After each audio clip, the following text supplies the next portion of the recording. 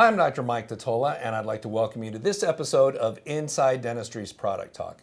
We are on location in Mount Pleasant, South Carolina, in the office of Dr. Amanda Seay. Amanda is an accredited member of the AACD. She is one of the clinical faculty members at the Coy Center, and she's also got a great Instagram account because of all the cool clinical cases that she shares.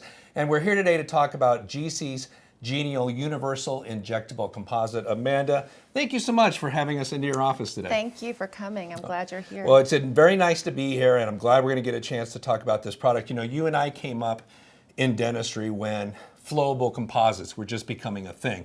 And so it was cool to have a syringe to use, but they weren't very strong. You couldn't do the whole restoration out of it. There'd be a snap, crackle, and pop as the bubbles came out of the end of it. And it's interesting to see what GC has done with this material using this full coating silane technology, where they actually have made a composite that comes out of a syringe that's stronger than most paste composites. And this is actually the strongest direct restorative material GC has ever made. Did it take you a little bit of time to get used to the fact that such a strong composite could come out of what's essentially a flowable syringe? Yeah, absolutely. I mean, I think like you were saying, when we were using flowable composites, I was trying to use as little flowable composite as possible in my restoration. So to switch over to using it as the primary part of my restoration took some modification of my technique. I was used to handling a very sculptable composite with an instrument that I can pack. Right. So it is different, but it's amazing how aesthetic and beautiful it is. You know, to have it as a finished product is something very different that we didn't have when I first started dentistry. And you mentioned sculptability, and one of the nice things about this material is that as you're placing it, because it doesn't slump or doesn't string, you can kind of sculpt it using the tip as you place it. And one of the best tests to see if a material or slump or not was to use it for a buildup material or possibly even a core buildup, because it'll hold its shape. And if you can freehand that without using a form, that kind of proves that it doesn't slump. Is this the type of material you use for buildups and things like that? Yeah, I use different materials, but what I really like this product for buildups is, say you have a root canal tooth and you have to build that up. It's usually so deep and the canals are fine, and trying to pack the hybrid material into these little nooks and crannies is really difficult. So this product just really fills it up really nicely and stacks it, and I can kind of push it into where I need it to be. So it's made that process a lot simpler. You know, it's got, it's easy to polish. Yeah. It's got nice polish retention, and it's got a high resistance to discoloration. And I know that you really like this material for placing composite attachments on teeth when you're doing removable aligners. Tell me, I happen to have one of those templates here. Yes. Tell me a little bit about that process and show me how you guys do it. Yeah. Or how'd you used to do it first before you switched to this? That's the important part. When I first got trained on aligners, training my team how to do it, I was teaching them how to do it with a packable composite. So they would be, taking time to really carefully pack it, not to underfill, overfill, and really press it in so there's no voids or bubbles. And then what would happen is they usually tend to overfill just a bit. And when they did, because it was a packable composite, when they come to seat the aligner, they would have to really make sure they put firm pressure that it's fully seated, because if not, things are out of alignment or, there's too much flash, whatever it may be. So since we switched over to using this for the attachments, it's cut their time more than in half, and it's just that's amazing. Easy, and it's more comfortable for the patient too, because we don't have to exert the same pressure.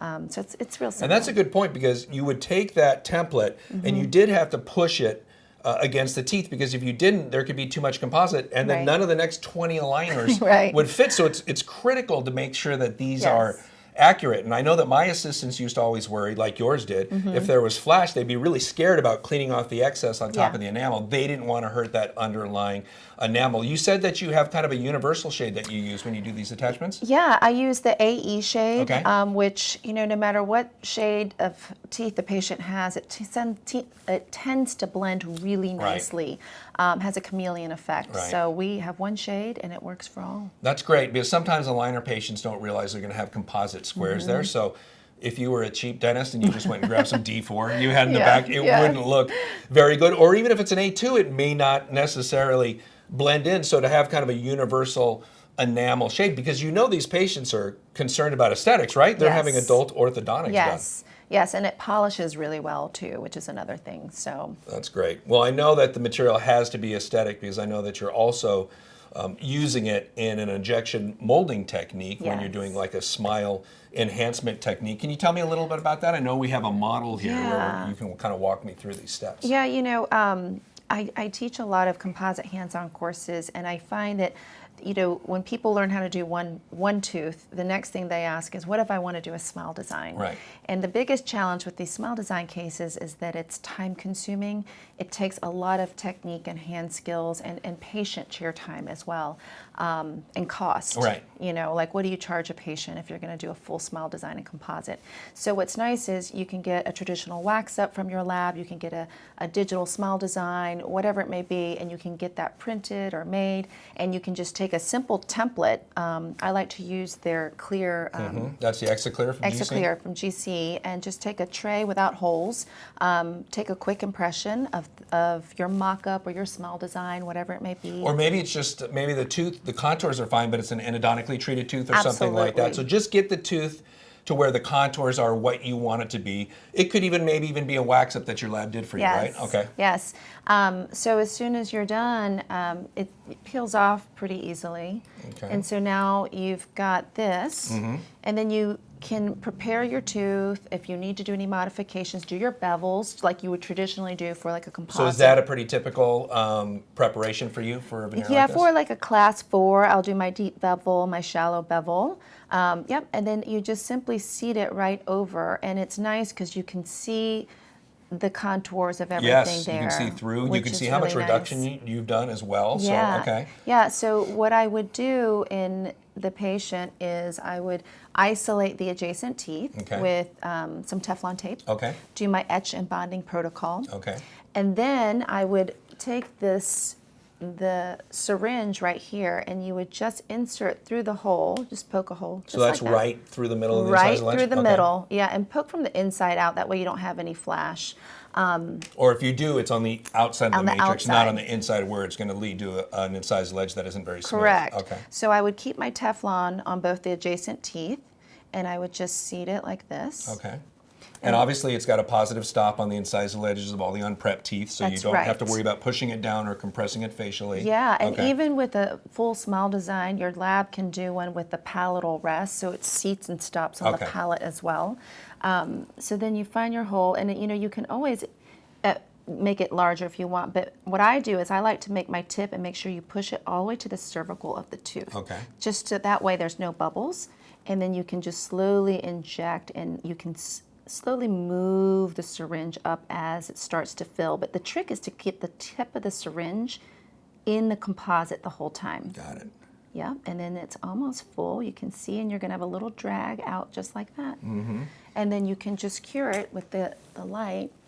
And it's really nice, you can see, to get the form and everything else. And if you've isolated your adjacent teeth with a Teflon, then the flash just flicks right off. Right. Yeah. Well, that's pretty quick to do the entire facial surface. One tooth. Compared to how we used to, you know, do it, building up and sculpting it and looking at contours. So it takes some planning ahead of time, and you obviously have to make the clear matrix and things like that. Right. But those are all easy steps compared to actually building and shaping it. And so it'd be nice to, it almost feels like cheating to an AACD accredited fellow. I know, but I'll tell you, you know, contour is king. Right. So no matter how well you get shade and layering and all those things right, if you don't get the shape right, it doesn't look like a tooth. Right. It's not going to look right. And you know what? I bet if you get the contours and the shape and everything right, like you said, you could use 2 or 3 different shades of the G-ænial Universal Injectable and still have it be acceptable because you got all the rest of that right. Yeah, and you can offer a great service for the patients and say, do it in a single shade, charge them,